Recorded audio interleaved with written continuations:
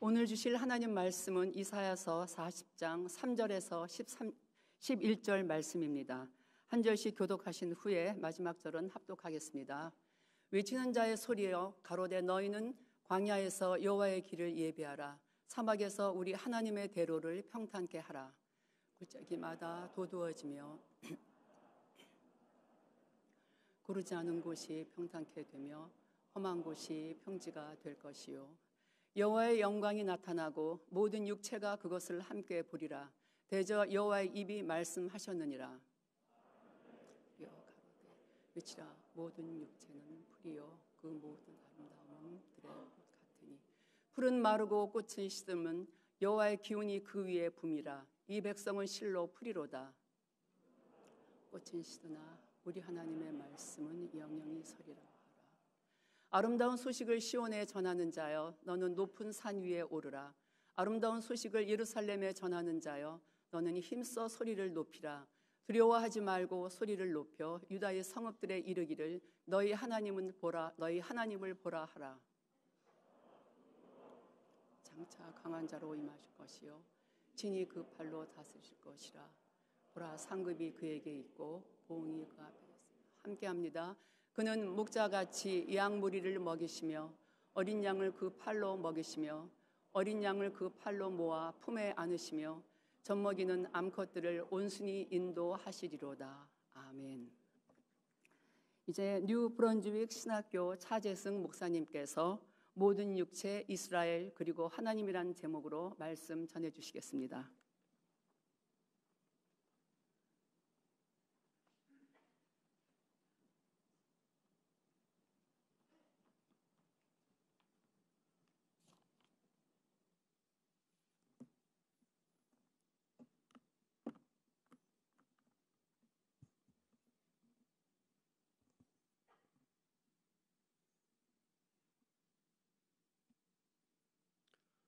네, 반갑습니다.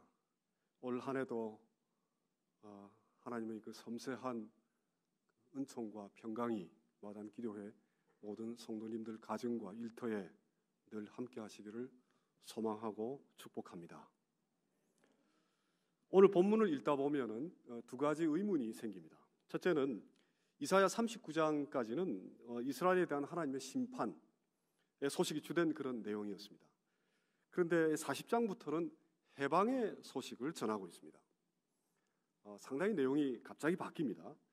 그런데 만약 하나님께서 갑자기 전적으로 개입해서 이스라엘을 해방하셨다라면 하나님에 대한 찬양과 하나님의 일의 위대함을 노래해야 될 텐데 이상하게도 본문은 물론 하나님에 대한 말씀이 10절, 11절 마지막에 등장하긴 합니다만은 그 전에 3절부터 9절까지는 골짜기를 평탄케 하라, 외치라, 높은 산에 오르라, 두려워 말라, 하나님을 보라와 같이 우리가 무엇을 해야 되는가, 이제 그런 내용이 등장합니다.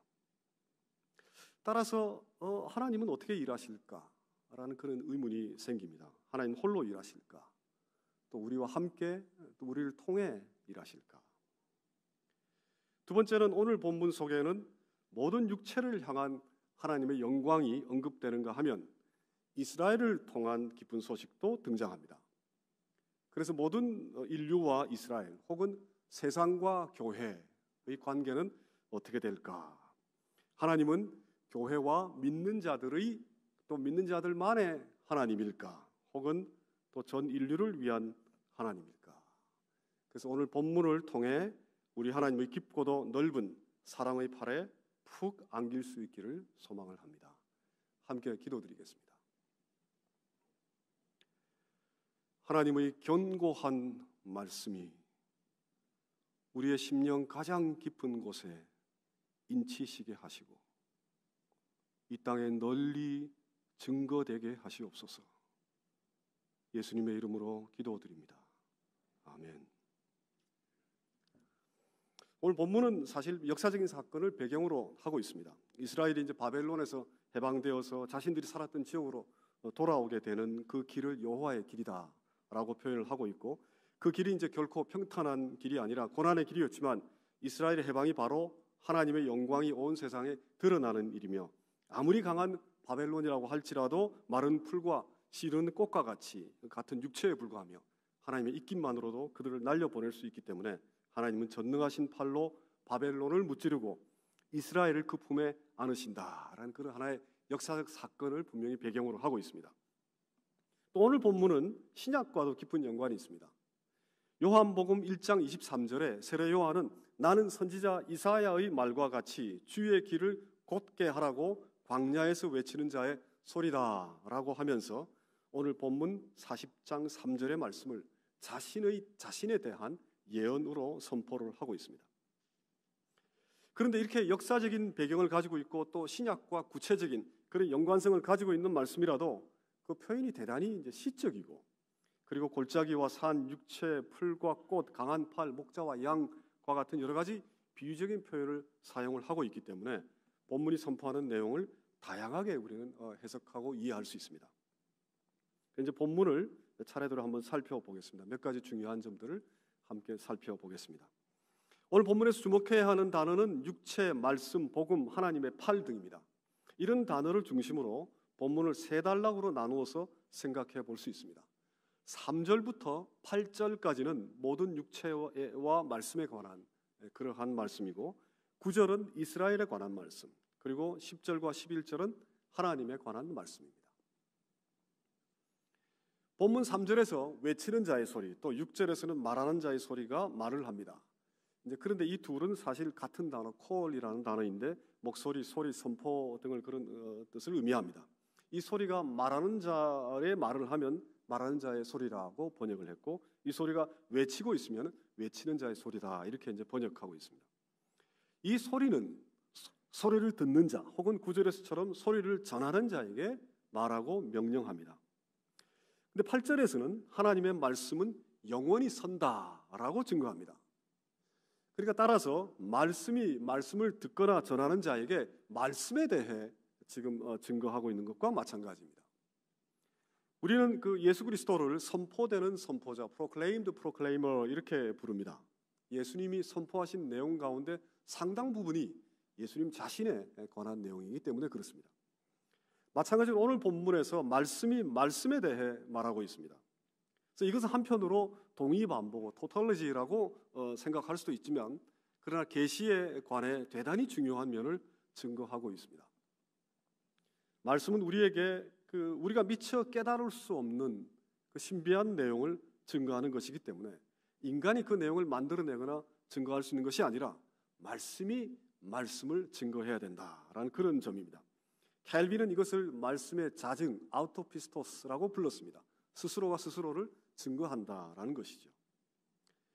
현대신앙은 말씀이 기록자에게 영감을 불러일으키는 과정, 기록자가 자신의 문화와 언어로 그 말씀을 이해하게 되는 과정, 또 그 말씀을 듣고 이해하는 자들의 상황, 또 그 말씀을 읽는 오늘날에 살아가는 우리들의 상황과 언어에 대해 여러 가지 다양한 중요한 점들을 제시를 하고 있습니다.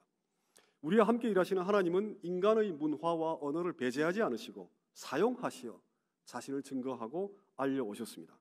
성경 속에는 당시의 그 문화와 상황을 배제하고는 도저히 이해할 수 없는 말씀들, 현대인들이 참 받아들이기 어려운 그런 말씀들도 꽤 있습니다.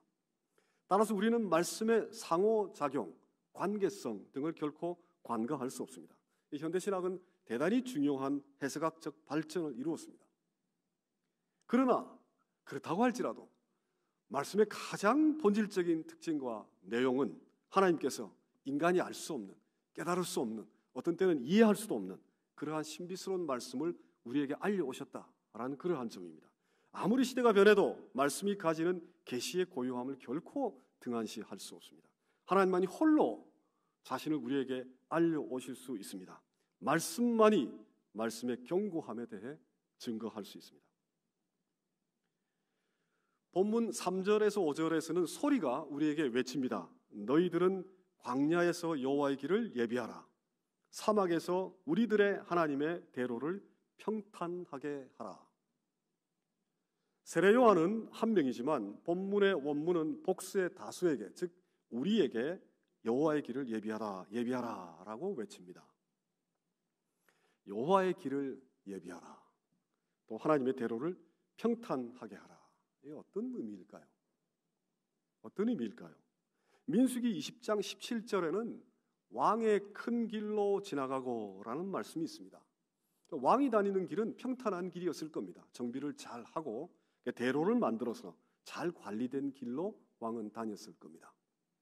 그런데 왜 하나님 여호와께서 다니시는 길은 우리가 예비하고 평탄하게 해야 할까요? 여호와는 왕보다 못합니까? 어떻게 하나님의 길을 또 인간인 우리가 평탄하게 할 수 있을까요? 또 혹은 누구를 위해, 무엇을 위해 여호와의 길을 평탄케 해야 할까요? 5절에는 우리가 여호와의 길을 평탄케 하면 모든 육체가 그것을 함께 보리라고 여호와의 입이 선포합니다. 즉 여호와의 길을 평탄케 하는 주된 이유가 여호와께서 잘 다니시게 하는 그 목적도 있겠지만 모든 육체가 그것을 함께 볼 수 있게 하기 위함입니다. 이제 여기서 육체, 히브리어로 바사르라는 단어인데 구약에서는 크게 이제 두 가지로 여러 가지로 사용됐습니다만 크게 봐서 두 가지 의미로 사용됐습니다. 첫째는 인간 일반을 나타내는 단어로 사용되었습니다. 흥미롭죠? 육체가 인간 일반을 나타내는 의미로 사용되었습니다. 그 서양의 전통하고는 상당히 다릅니다. 또 혹은 인간과 동물의 육체, 신체 혹은 고기 덩어리를 의미하기도 합니다. 그래서 예를 들어서 이사야 22장 13절에 보면 소와 양을 잡아 고기를 먹고 할 때 이 고기에 해당되는 단어가 바로 바사르입니다. 거긴 분명히 육체를 의미하죠. 또 이사야 31장 3절에서 애굽 사람은 신이 아니며 그들의 말들은 육체요 영이 아니다라고 할 때에도 이 바사르라는 단어는 영과 대비해 있는 신체성을 분명히 의미합니다.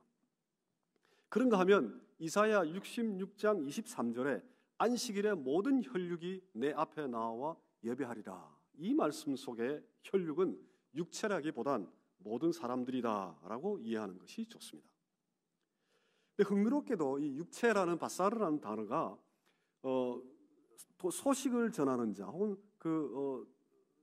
소식을 전하다라는 의미로도 사용되기도 합니다. 9절에 보면 아름다운 소식을 전하는 자여라는 표현이 두 번 등장하는데 육체를 의미하는 거의 유사한, 자음은 다 똑같고 모음은 사실은 예전에 발음하는 자에 따라서 좀 달랐습니다. 그래서 자음은 다 동일합니다. 단어는 물론 다른 단어이긴 합니다만은 육체를 의미하는 것과 소식을 전하는 자. 그러나 그 단어를 표현하고 들을 때 같은 동일한 소리가 난다고 우리가 이해할 수 있습니다. 그렇게 사용됐습니다. 그럼 오늘 본문의 육체는 우리가 어떻게 이해해야 할까요? 영어 성경 킹 제임스 버전은 육체로 번역을 했고 NIV와 NRSV는 사람들로 번역했습니다. 한글 성경 개역 개정은 아마 우리가 오늘 읽은 성경이 아마 개역 개정인 것 같습니다. 육체로 번역을 했고 표준세 번역은 사람들로 번역했습니다.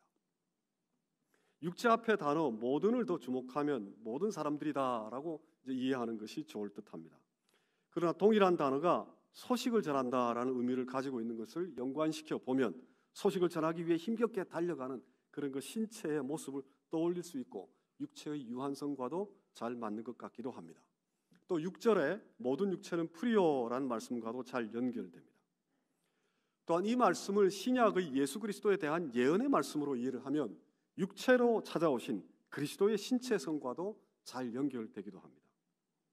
구약을 예전에 히브리어로 기록이 되어 있는데 이제 많은 자녀들이 히브리어를 알지 못하기 때문에 알렉산드리아라는 도시에 BC 한 2세기경에 70인 혹은 72명의 그 유대의 아주 뛰어난 학자들이 각자 자기가 구약을 헬라어로 그리스 말로 번역을 했습니다. 그래서 그걸 합쳐서 제일 좋은 헬라어 번역을 만든 것이 셉투전트라는 70인역이 있습니다. 상당히 오랫동안 거의 1000년 가까이 구약 히브리어를 통해 직접 우리가 이해하기보단 이 셉투전트를 70인역을 통해 구약을 이해해 왔었습니다. 역사 속에 쿰란 사회 문서가 발견되기 전까지는 그렇게 이해를 해 왔습니다. 그래서 그 구약의 헬라어 성경인 70인역이 굉장히 중요한 의미를 가지기도 합니다. 이 70인역에 보면 오늘 본문의 바사르를 사르크라는 단어로 번역을 했습니다. 그런데 이 단어는 굉장히 중요한 단어입니다. 신약에서 우리가 잘 아는 요한복음 1장 14절에 말씀이 육신이 되어 우리 가운데 거하실 때 할 때 그 육신, 그 단어가 이제 사르크라는 단어가 사용되어 있습니다. 따라서 우리는 여호와의 길을 평탄케 하다라는 말씀과 모든 육체가 함께 여호와의 영광을 본다라는 말씀을 크게 이제 두 가지로 한번 생각해 볼 수 있습니다. 둘 가운데 어떤 해석이 더 좋다라는 의미가 전혀 아닙니다.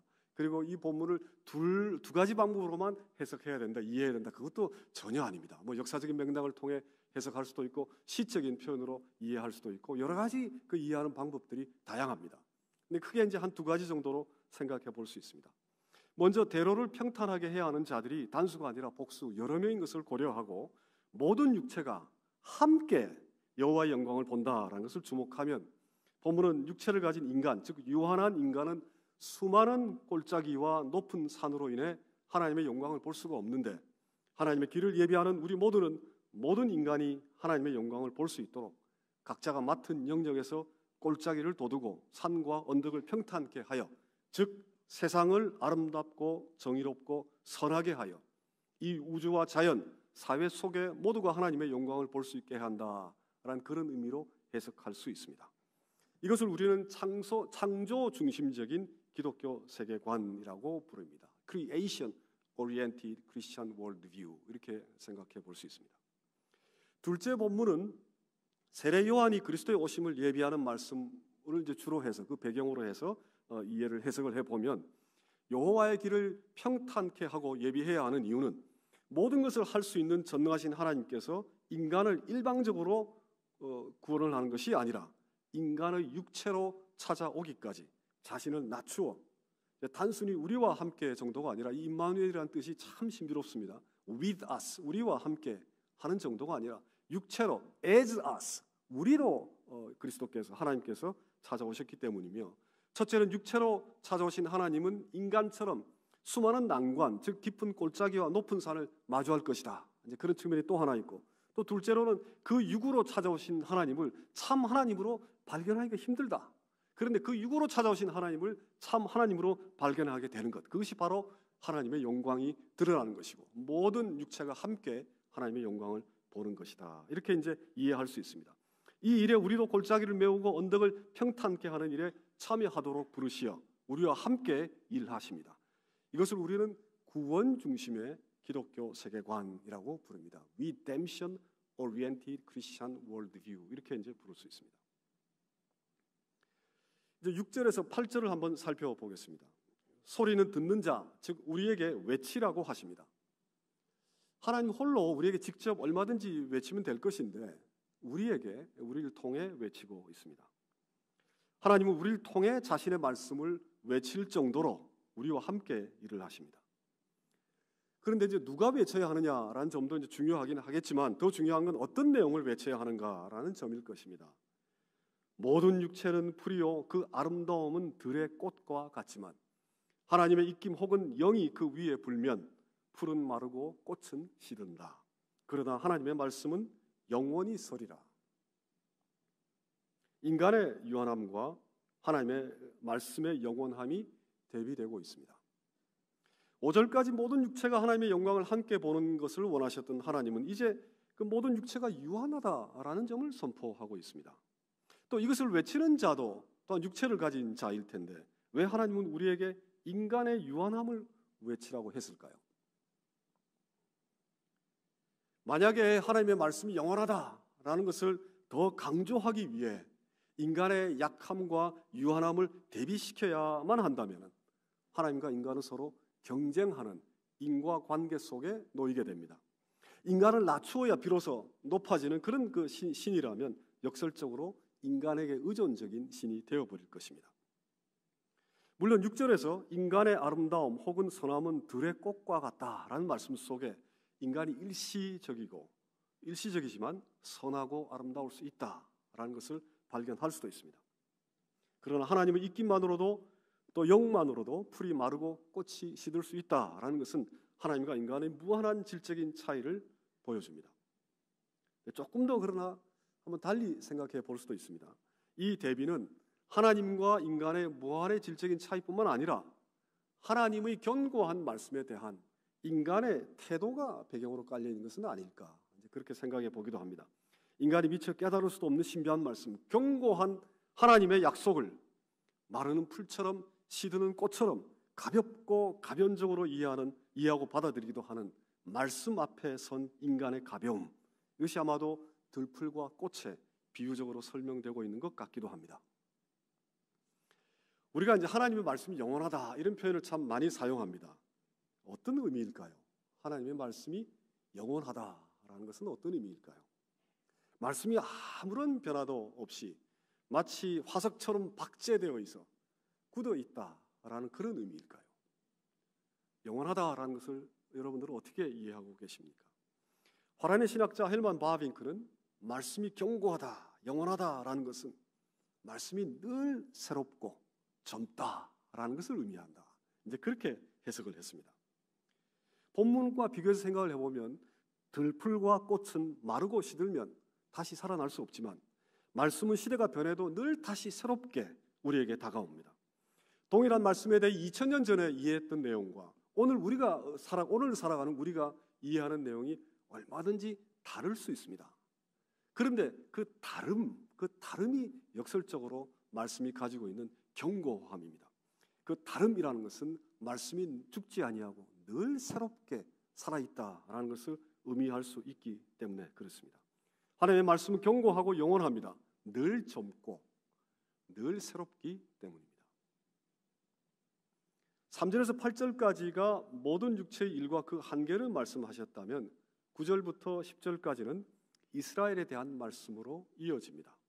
9절에서 시온의 소식을 전하는 자여, 예루살렘에 전하는 자여라고 이제 개역 개정은 번역을 하고 있습니다만은 원문에는 사실은 그렇게 번역하기가 조금 힘듭니다. 조금 다릅니다. 원문에는 시온에게 예루살렘에게 전하라 그런 얘기가 아니고 전하는 자 시온 또 전하는 자 예루살렘 이렇게 되어 있습니다.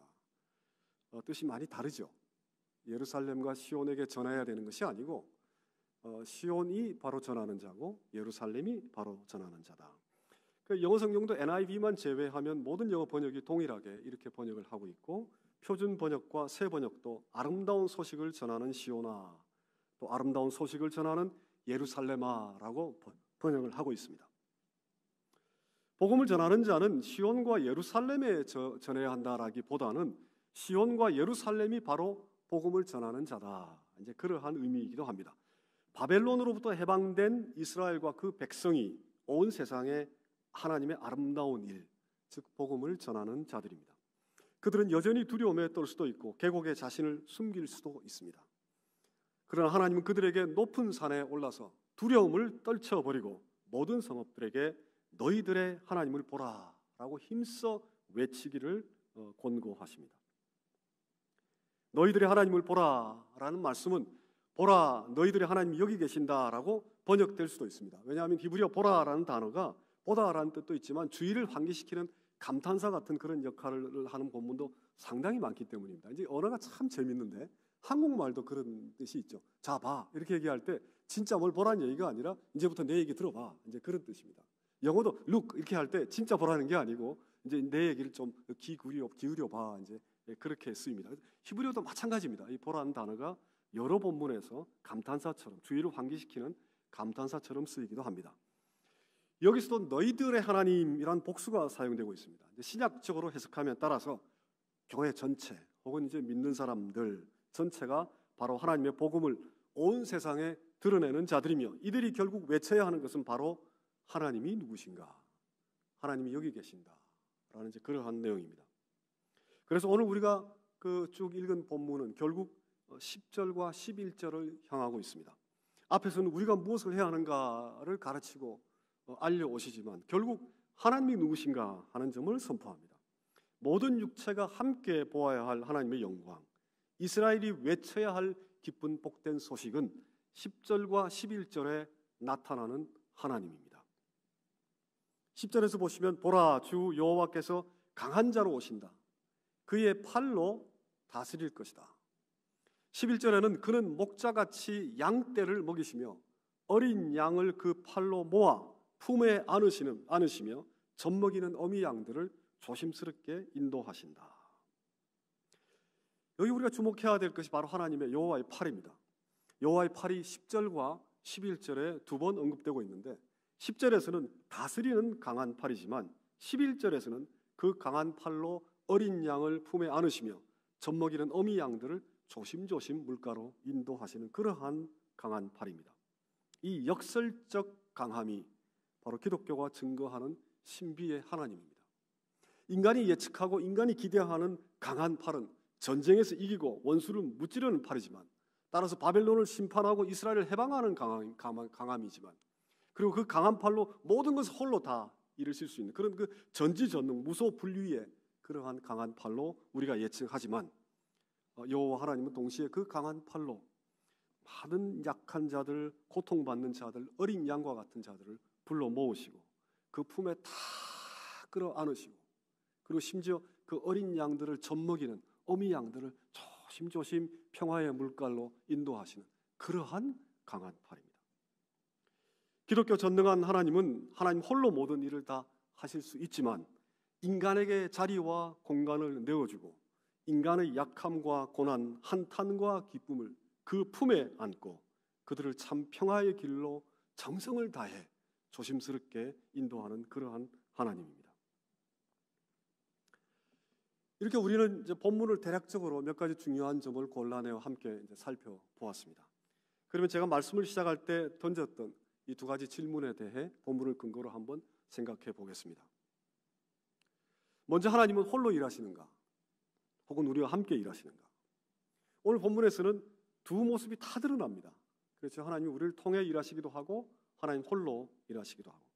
그런데 이 두 가지 견해는, 생각은 사실 교회사에서 많은 논쟁을 불러일으켰습니다. 특히 구원하고 연관지어서.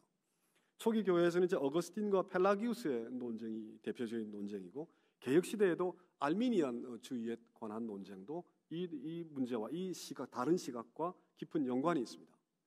구원은 오로지 하나님 홀로 일하시는 것인가? 혹은 우리도 그 구원에 일정한 기여를 하는가? 혹은 우리도 하나님의 일에 참여하는가? 혹은 우리는 전혀 아무 일도 하지 않는가? 이런 그 질문을 던져보신 적이 아마 틀림없이 있을 겁니다. 천주교는 빌립보서 2장 12절 두렵고 떨림으로 너의 구원을 이루라 라는 말씀을 인용하면서 인간의 자유와 하나님과 함께 일함을 굉장히 강조합니다. 그런데 개신교는 바로 이어지는 다음 절 빌립보서 2장 13절 너희 안에서 일하시는 이는 하나님이시니 라는 말씀을 강조를 합니다. 즉 우리의 일도 바로 하나님이 우리 안에서 일하시는 것이다 라는 점입니다. 그런데 이제 개신교 안에서도 감리교는 다른 개신교보다 우리의 일을 조금 더 강조를 해서 성화의 온전함을 주장하기도 하고, 루터교는 하나님의 일을 다른 개신교보다 조금 더 강조를 해서 인간 일반 문화 속에 우리와 함께 일하시는 하나님에 대한 사상이 조금 부족하기도 합니다. 이렇게 이 문제는 심지어 개신교 역사에도 굉장히 그 중요한 주제로 다루어졌습니다. 그렇다면 오늘 우리 마당기도회가 속해 있는 이 장로교, 크게 봐서 개혁교회, 개혁신앙에서는 이 문제를 어떻게 이해할까요? 장로교는 다른 개신교와 함께 구원이 전적으로 하나님의 일이라고 믿습니다. 구원은 오로지 하나님의 은총입니다. 그런데 그 하나님의 은총에 우리도 참여합니다.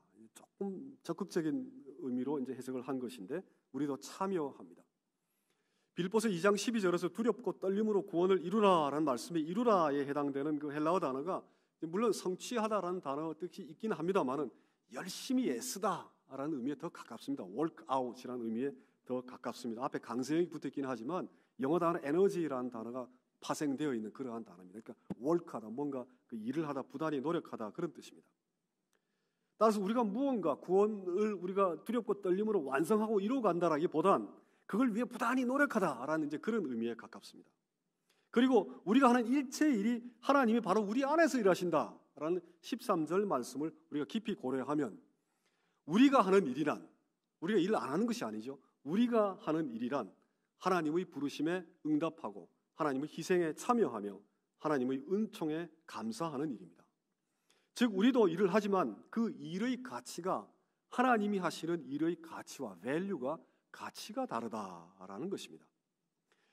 한편으로는 우리가 구원을 만들어내는 것도 아니지만 다른 한편은 우리가 아무 일을 하지 않는 것도 아닙니다. 이 점이 참 중요합니다. 이 두 점 사이에서의 조화를 이제 잘 이해하실 필요가 있습니다. 우리가 애써 하나님의 부르심에 응답하고 하나님의 희생에 참여하며 결국에는 하나님을 바라보며 하나님께서 홀로 이루신 그 은총에 감사드리는 것, 그것이 바로 장로교 개혁교회의 전통이며 신앙입니다. 구태의 비유로 이 비유라는 것은 항상 이제 허점이 있습니다. 한계가 있고. 그러나 구태여 이제 비유로 말씀드리자면 구원이라는 세상에서 단 하나뿐인 유일한 음식을 하나님께서 잔치로 차려가지고 다 이렇게 식탁 가득하게 이렇게 내어 놓으셨습니다. 그래서 우리를 오라고 초청하셨는데 우리가 그 초청에 응답해서 잔치의 음식을 우리가 먹을 수 있어야 합니다. 먹기도 합니다. 또한 잔치 음식이 너무 좋아가지고 주위 사람들에게 나눠주기도 하죠. 그리고 잔치 음식이 너무 인상적이어서 그 이후에도 우리가 그 주인에게, 잔치를 배설한 주인에게 감사의 표시를 할 수 있습니다. 그러나 참여한 자, 나누는 자, 감사의 표시를 하는 자, 그 어느 누구도 그 잔치의 음식을 내가 만들었다라고 하지는 않습니다. 그렇게 주장할 수는 없습니다. 그러니까 우리가 일을 하긴 하는데 우리가 하는 일의 가치가 하나님이 하신 일의 가치와는 상당히 다르다라는 것이 굉장히 중요합니다. 그리고 그것이 장로교, 개혁교회의 해석이기도 합니다. 이스라엘을 하나님 홀로 해방하셨지만 하나님은 우리를 불러 골짜기를 메우고 높은 언덕을 낮추기도 하며 높은 산에 올라 외치게도 하십니다. 하나님 홀로 또한 우리와 함께 일하십니다. 그러면 이 놀라운 은총의 하나님이 교회하고는 어떻게 관계하시고 세상하고는 어떻게 관계하시는가? 이 두 번째 제가 던진 질문을 한번 살펴보겠습니다. 개혁교회는 하나님의 은총을 일반 은총, 장로교는 일반 은총과 특별 은총으로 구분해서 이해해 왔습니다. 참 중요한 구분입니다.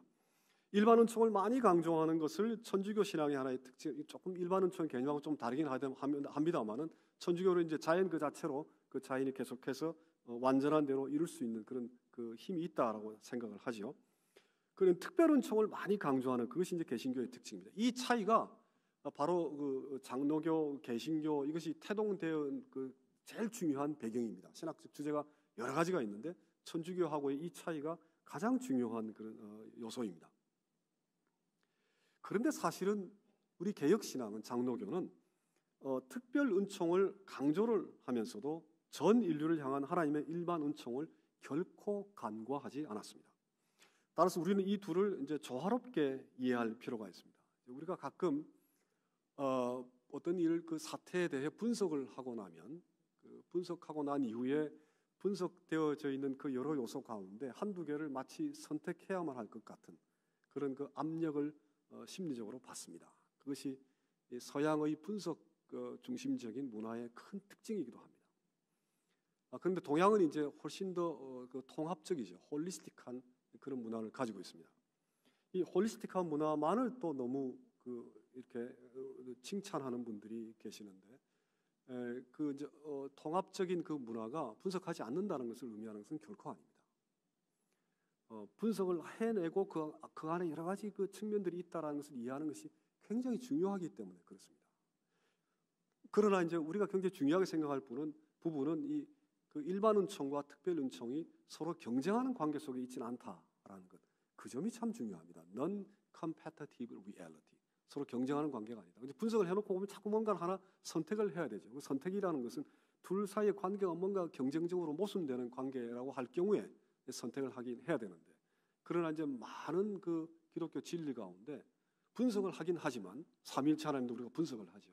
그러나 경쟁 관계에 놓여 있다라고 보기 어려운 그런 부분들이 참 많습니다. 예외가 분명히 있습니다. 선과 악에 관해서는 분명히 경쟁적이고 기독교 신앙은 선과 악의 문제에 대해서는 굉장히 크리티컬하게 아주 치명적으로 그 분류를 합니다. 물론 이제 선과 악을 어떻게 해석할 것이냐, 어떤 것이 선이고 어떤 것이 악이냐라는 문제는 기독교 전통에 있어서 여러 가지 다른 견해가 있습니다. 그러나 이제 선과 악의 문제는 굉장히 경쟁적으로 기독교가 이해하고 선포해 왔습니다. 그러나 다른 많은 것들은 굉장히 통합적이고 분석을 하긴 하지만 그러나 굉장히 통합적인 그런 큰 열린 그런 그릇을 기독교 신앙은 보여줍니다.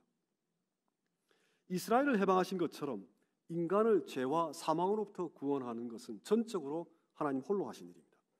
육체로 찾아오신 예수 그리스도는 그의 삶과 죽음과 부활로 우리를 건져내셨습니다. 예수 그리스도 안에서 하나님은 길을 잃은 우리를 구원하시고 그 품에 안으셨고 교회와 믿는 자들을 통해 하나님의 영광이 온 세상에 드러나게 하셨습니다. 이렇게 하나님께서 우리에게 특별한 구원의 은총을 베푸신 것을 특별 은총이라고 부르는데, 특별 은총의 가치에 대해서는 아무리 강조해도 지나치지 않으며 우리가 그 신비를 다 옮길 수도 없습니다. 여호와의 입이 말씀하셔야만 합니다. 그런데 모든 육체가 하나님의 보편적인 사랑을 함께 보고 깨닫게 되는 일반 은총에 대해서는 교회가 잘 이해하고 있지 못한 경우가 참 많이 있습니다. 일반 은총이란 교회와 이스라엘을 구태여 통하지 않더라도 하나님이 세상과 사회, 인간의 문화에 성령으로 은총을 베푸시고 세상이 선하고 정의롭고 아름답게 변화되어 갈 수 있도록 일하신다라는 것, 그것이 이제 일반 은총입니다. 그런데 이 일반 은총을 잘 이해하지 못하면 마치 하나님은 나만을 위해 존재하시는 것처럼, 또 혹은 교회만을 위해 일하시는 것처럼 하나님을 배타적으로 소유하거나 인간 일반의 가치를 무시하고 세상을 불신자라는 틀 속에 가두어 심지어 경멸하기까지도 합니다. 특히 청년 세대가 교회를 멀리하는 이유는 교회가 자신만이 옳다고 여기거나 자신들만을 하나님의 사랑의 대상으로 여기는 좁고 배타적인 세계관을 보여주고 있기 때문입니다. 그러나 하나님은 교회와 이스라엘만이 아니라 세상과 자연, 우주의 하나님이 시도합니다. 하나님이 온 세상과 전 우주의 하나님이다 라는 기독교의 신앙은 교단과 교회 역사를 물어하고 너무나도 당연한 것처럼 들립니다. 그런데 이 당연한 기독교 신앙의 그 복음의 내용이 우리 삶 속에 실제로 어떻게 적용해야 되는가에 대해서는 참 망설이거나 여러 가지 견해들이 존재하는 것 같습니다. 근데 사실 우리 삶을 돌아보면 우리는 그 의학, 또 과학 기술, 법률, 예술, 철학의 발전에 깊이 의존하고 있습니다. 자동차를 타고 올 때 전부 또 스마트폰을 할 때 전부 우리가 또 병원에 가서 우리가 진료를 받을 때 약을 먹을 때 이 일반 세상의 발전에 깊이 의존하고 있죠. 그래서 소위 세상 혹은 불신자들이 만들어낸 이러한 발전과 문명과 함께 우리는 살아가고 있습니다. 따라서 우리는 실제의 삶 속에 세상을 항상 악하거나 항상 부패했다고 하지 않습니다. 그렇게 여기지 않습니다. 그런데 신앙의 세계에서만 들어오면 세상을 악하고 부패했다고만 생각하는 그런 경향이 있습니다. 혹은 인간 세상과 인간의 문명, 또 인간 그 자체로의 존엄 등을 지나치게 강조하면 하나님의 특별한 은총이 필요 없게 되거나 약화될까 걱정하는 분들이 있습니다. 그런데 하나님과 인간은 서로 경쟁하는 자들이 아닙니다. 인간이 높아지면 하나님이 낮아지고 하나님이 높아지면 인간이 낮아지고 그런 그 관계가 아닙니다. 왜냐하면 하나님 홀로 일하시기도 하고 또 하나님이 우리를 불러서 우리와 함께 일하시기도 하기 때문입니다. 일반 은총과 특별 은총도 서로 경쟁하는 그러한 모순 관계가 아닙니다. 우리에게 일반 은총을 베푸시는 바로 그 하나님이, 그 동일한 하나님이 특별한 은총도 베푸시기 때문입니다. 우리의 이념과 신학 사상 속에는 이 둘이 서로 배타적으로 경쟁하는 듯하기도 합니다. 교회의 여러 전통들이 이 둘의 관계에 대해서도 다양한 이해를 해왔습니다. 그러나 인류 모두를 사랑하신 하나님은 바로 교회를 사랑하신 그 동일한 하나님입니다. 기독교의 가장 핵심적인 사상인 원수를 사랑하라 라는 그 말씀 바로 다음 절 마태복음 5장 45절에 하나님께서 해와 비를 악인과 선인에게 모두 주신다라는 말씀이 이어집니다. 이 말씀이 이제 일반 은총의 가장 중요한 말씀 가운데 하나입니다. 우리가 원수까지 사랑해야 하는 이유는 우리 자신의 이데올로기를 실현하기 위해서 그런 것이 아니라 바로 하나님이 모든 인간을 사랑하고 그 팔에 품고 계시기 때문에 그렇습니다. 육체로 찾아오신 하나님은 인간이 힘을 모아 계곡도 메우고 산도 평탄케 하는 인류가 서로를 위해 선하고 아름답고 정의로운 일을 할 수 있게끔 그 일에 하나님이 깊이 관계하십니다.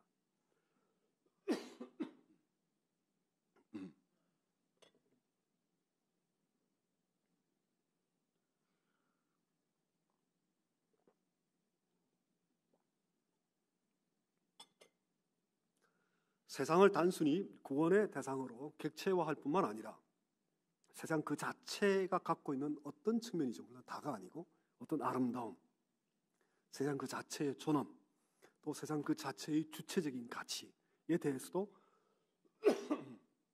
우리 기독교인들은 깊은 관심을 가져야 합니다. 세상은 하나님이 지으신 피조물이기 때문에 하나님이 세상과도 관계하십니다. 하나님과 우리라는 일방적인 그 이원론적인 그런 그 관계만이 아니라 또 하나님과 교회 또 그리고 세상이라는 삼원적인 관계, 삼각형 같은 그런 관계. 하나님이 세상과 어떻게 관계하시고 우리가 또 세상과 어떻게 관계해야 되는가 이런 문제를 늘 같이 고려해야 합니다. 종교개혁자 켈빈, 즉 우리 장로교의 이제 제일 아버지 되시는 그런 존 켈빈은 특별 은총을 우선시했습니다. 당연히 프라이어타이즈 우선시했으면서도 일반 은총의 깊은 의미를 다각도로 조명을 했습니다. 켈빈은 출애굽기 31장 3절과 4절에서 하나님의 영을 그에게 충만하게 하여 지혜와 총명과 지식과 여러 가지 재주로 정교한 일을 연구하며 라는 그 말씀이 나옵니다. 무슨 내용인가? 성막을 지을 때 여러 가지 이제 손의 기술을 가진 재주를 가진 사람들이 필요한데 그들에게 하나님의 영이 그 재주를 주었다라는 그런 말씀입니다. 그 말씀을 켈빈이 해석을 하면서 일반 은총의 의미를 다음과 같이 주장을 하고 있습니다. 한번 들어보십시오. 우리는 이러한 탁월한 혜택을 주시는 거룩한 영을 결코 잊지 말아야 한다. 이것은 하나님이 원하시는 모든 이에게 주시는 인류의 보편적인 선을 위한 것이다. 물론 하나님의 영이 오직 믿는 자에게만 거하신다는 로마서 8장 9절의 말씀을 이해해야 한다. 그것은 하나님의 성전으로 우리를 거룩하게 하시는 영을 의미한다. 그럼에도 불구하고 하나님이 그 동일한 영을 통해 모든 것들을 움직이게 하고 살아있게 한다. 이것은 모든 피조물에게 주시는 창조의 법칙이다. 이 일반 은총은 모든 인류에게 주신 성령의 선물인데 이제 이것이 천주교하고 조금 다릅니다. 성령의 선물인데 켈빈은 물리학, 의학, 자연과학, 수사학, 수학, 철학, 예술 등의 다양한 분야를 직접 열거를 하고 있습니다. 그 기독교 강요에. 그래서 인류의 보편적인 선과 정의, 아름다움과 질서가 근본적으로는 하나님으로부터 나오지 않았다면 도대체 이게 어디로부터 왔냐라고 켈빈은 반문을 합니다. 이러한 선물로 인해 유지되고 발전되는 사회, 법률, 윤리의 가치를 특별히 강조합니다. 이 하나님의 일반 은총과 선물을 게을리하면 하나님의 정당한 심판을 받아 마땅하다고까지 주장합니다. 참 흥미로운 주장이죠. 이 선물을, 모든 인간에게 주신 이 선물을 우리가 게을리할 경우에 하나님의 심판을 받아 마땅하다라고까지 주장합니다. 저는 청소년기에 충현교회를 다녔습니다. 충현교회는 당시에 교육 시스템이 아주 잘 되어 있는 교회로 널리 알려졌습니다. 중학교 2학년 때인지 3학년 때인지 하여간 제가 하나님을 인격적으로 만나서 인격적으로 이제 받아들이게 될 때 한 가지 의문이 생겼습니다.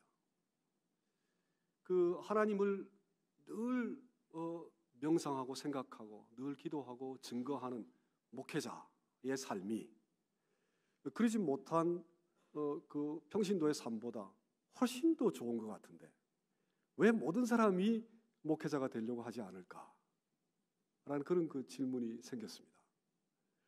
어떻게 생각하십니까, 여러분? 하나님 보시기에 목회자의 삶이 항상 더 좋다라고 생각하십니까? 저는 좀 그 이후에 복잡한 과정을 거쳐 목사가 되긴 했지만 당시에 이제 중학생이었던 저는 하나님과 세상의 관계에 대해 이해가 상당히 부족했던 것으로 보입니다. 마당교회 성도님 이 문제에 대해서 어떻게 생각하십니까? 마당교회 성도님들은 세상에 대해서 어떻게 생각하십니까? 세상에 죄악으로 가득 차 있고 혼돈과 무질서, 전쟁과 전염병으로 인해 우리가 반드시 구원을 해야만 할 그러한 대상으로만 생각하십니까? 혹은 말할 수 없는 아름다운 산과 바다, 노을과 태양, 하늘과 바람, 우리에게 수많은 기회와 여유, 삶의 편리와 소통을 제공하는 많은 기술과 과학의 진보, 복잡한 사회를 유지하고 조화롭게 하는 인간의 법률과 지혜, 또 소셜 시스템, 사회 제도, 사람 간의 관계의 근거가 되는 윤리적 의식과 행동의 발전, 아름다운 소리. 오늘 우리 성가대도 소리가 얼마나 좋습니까? 기도하는 그 내용도 좋지만 소리가 갖고 있는 그 아름다움도 정말 탁월합니다. 또 그 아름다운 그림들, 또 그 다음에 그 건축물들, 또 춤, 몸의 그 신체의 움직임, 또 단련된 신체의 아름다움, 또 사람의 생명을 건져내는 의술들, 인간의 사고를 깨우는 철학 등으로 인해 자연과 세상, 인간 사회의 아름다움과 그 가치에 대해 기뻐하고 감격해하며 하나님께 감사를 드리기도 하십니까? 물론 세상은 복잡하고 어렵고 고통스럽기도 합니다. 전쟁이 왜 일어나야 하는지, 젊은 청춘들이 왜 까닭없이 속절없이 그렇게 죽어가야 하는지, 왜 전염병은 끝나지 않고 계속되는지 세상을 이해하는 것이 참 어렵습니다. 우리는 악하고 추하고 불의한 세상에 분명히 살고 있습니다.